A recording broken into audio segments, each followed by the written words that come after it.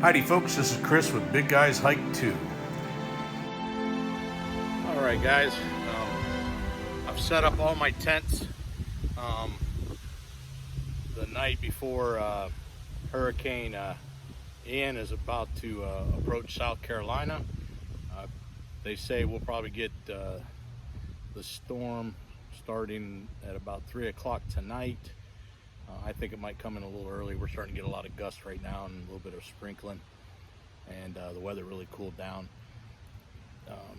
Should stay in the area until Saturday, so it'll be 2 days of high winds and rains.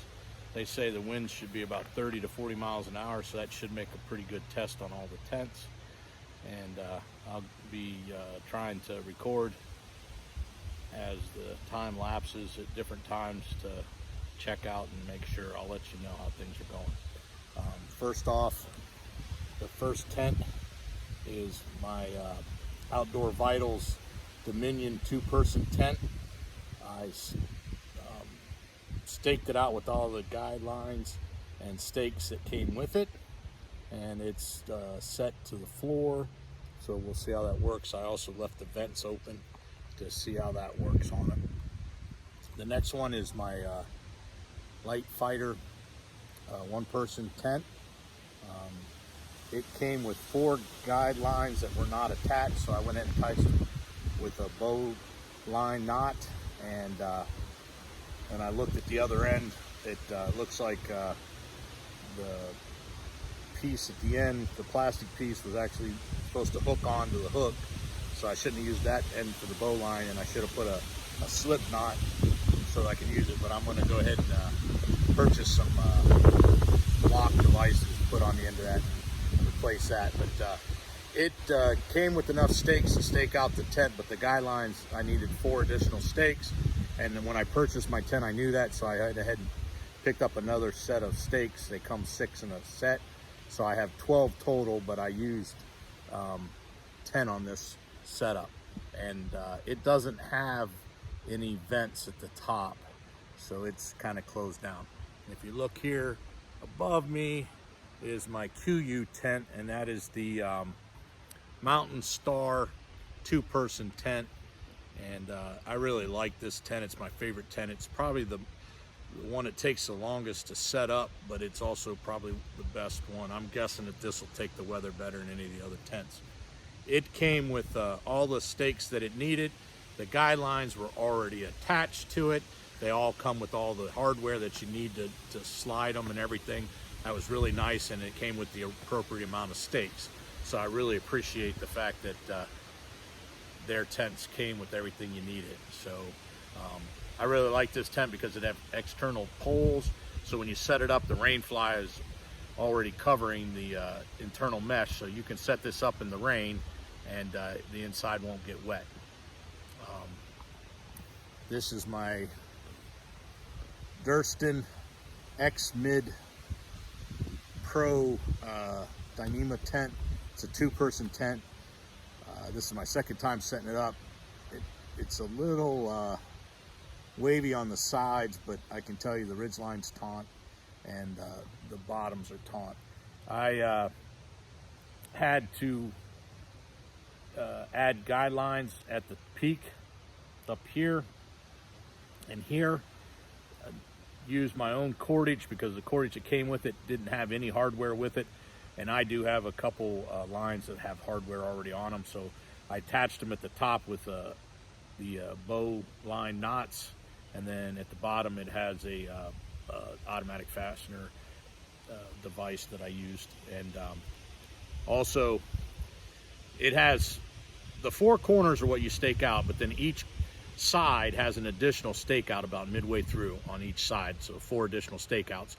2 of them came with cordage on it, so I attached those down with groundhog MSR groundhog stakes that I had to buy, because the tent only comes with 6 little stakes, and you have to use the 4 corners, and if you want to stake the door out, which I did, those take the other 2 stakes. So the ridge lines I staked out, and then on the 2 sides that had the cordage, I staked those all out, so I used 4 additional stakes for that. And then on the 2 longer sides, they had straps, but they didn't have any cordage on them, so I had to cut and make my own little cordage on there, and make little loops and tie a knot on those, and then put the stake through.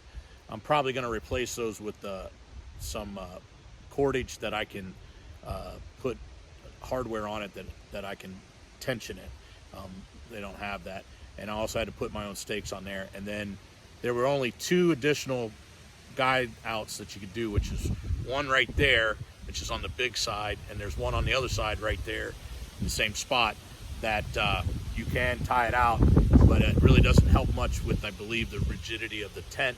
It's more of just expanding the tent on the inside, so where your head is, you have a little more room on it. I'm kind of a little disappointed that a tent of that price, it came with enough cordage to do the 4 guide outs, but it didn't come with any of the hardware, like those little plastic slip mechanisms that you use. You'd think for what you pay for it that they would have had that, so I'm kind of a little disappointed in that. But I will say it was probably the easiest tent to pitch of all the tents, so I do like that. And I'm on my through hike, that's a huge consideration, is you're gonna be setting up every single day and tearing it down, so having something that's real simple is a big bonus. But and you don't need all that extra stuff if there's not a storm, but to batten it down in a storm, you have to have that. So I wish they would have provided it. Every one of my other tents provided everything you needed, except for the light fighter tent right there that needed a couple extra stakes, but other than that, it didn't require everything else came with it. And then my last tent is my one Tigress iron wall teepee tent, and it is staked out all the way. Each little rib is staked out. I forget how many it is, but it's all staked out. Inside it has a one-person screen fly, not screen fly, but an inner tent that's got screen mesh on one half of the tent. So it's big enough for me and the dog to be inside there.